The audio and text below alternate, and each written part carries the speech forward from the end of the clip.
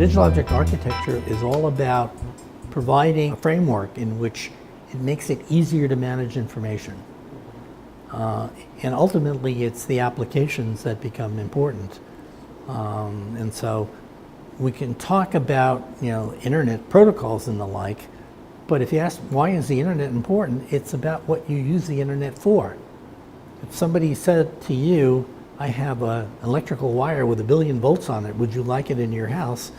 You'd probably say it's dangerous, what would I do with it? Because there are no applications. The same thing with the digital object architecture. It makes other applications that are based on information management a lot more efficient. It lowers the barriers to creating new capabilities. Just like, the existence of the internet made it a lot easier for the World Wide Web to be created and demonstrated. They didn't have to do all the pieces. Today, when information shows up, it's usually because people are looking at it and trying to understand it. But if you can get information in the form of digital objects that are easy to access because you know how to describe them independent of where they're stored and what the protocols are, what machines they're on, that become self-describing when they show up, then it's possible for different systems to interact even though they're different designers, different notions. And it becomes especially important when you're dealing with managing information over very long time frames. So if you're trying to build an archive of information and you'd like it to be accessible informationally in a long time in the future, maybe 50 years, 100 years, who knows? If it's governmental information, maybe you want to keep it in perpetuity, company information, or it's historical information, or it's needed for analysis of epidemiology or anything to do with a calculation that depends on a lot of historical data, then you need a way to manage that information, be able to access it and understand it. Today, most people can't keep track of even the email that they've had over the last few years, much less every document that's ever been generated in history by anybody.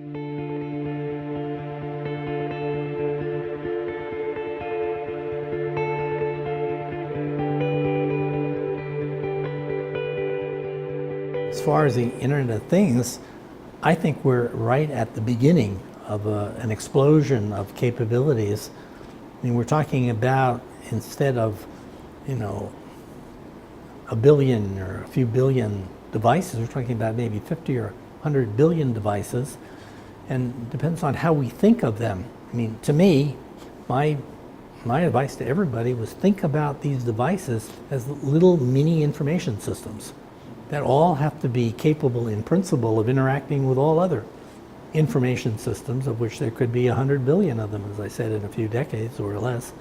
We're getting to the point where things can interact with other things, that everything needs to interact with everything else. And I think the right way to think about it is this is the internet problem at a higher level, because we're dealing with the information that's made available about these things rather than the things themselves. So it's not like you want to get the thermometer sent to you. You want to get a temperature reading from the thermometer digitized and made available to you.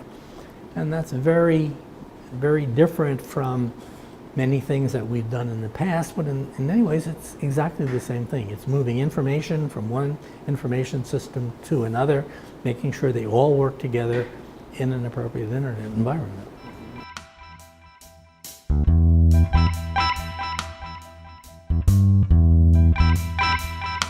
Every country potentially has something new and original. People's lives are affected by the language they speak, the culture that they exist in. And it's as true for Brazil as it is for Mexico or Russia, China, the United States. So, would I single out anything about Brazil and say, this is different from every place else in the world? No, Brazil is part of the world community. And I think your contributions will be recognized for what they are. I would just, I've dealt with many people in this country who have done some pretty remarkable things in their careers. And I suspect new people are going to come along and have insights, and it's going to surprise us all. And I look forward to it. But is Brazil different from any other country? Well, yes, it is, but not in ways that necessarily make it different from the perspective of the internet.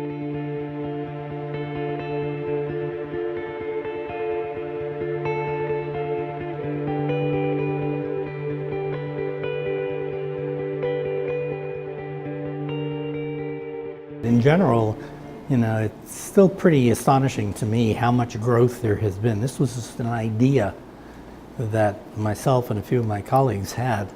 I worked with a fellow named Vint Cerf in the early days to come up with protocols that could allow computers and networks to work together. And at the time, it was just a research experiment. We were trying to understand, what would you do if you had the capability for making that happen? We watched little by little as more and more ideas were generated. People tried things. It was pretty amazing to me when, even though the early work that we had done was based on the use of very large computers, million-dollar machines that took a whole room. Today, the internet is it's got machines that are a fraction of the price. Everything is scaled up by about a factor of 1 million or maybe 10 million in bandwidth, or data rates, in processing speed, how much memory you can get. And yet the basic architecture still continues to work because it was never about what the technology was about. It was all about making it work together. So I'm kind of proud about the fact that we did such a good job on the basic technology, but the fact that it has expanded so much is because it tapped into a nerve that society had. And it's really been industry and other parts of the research community, people coming up with good ideas, that's caused the internet to evolve as much as it has in the 40 some odd years since we first started it.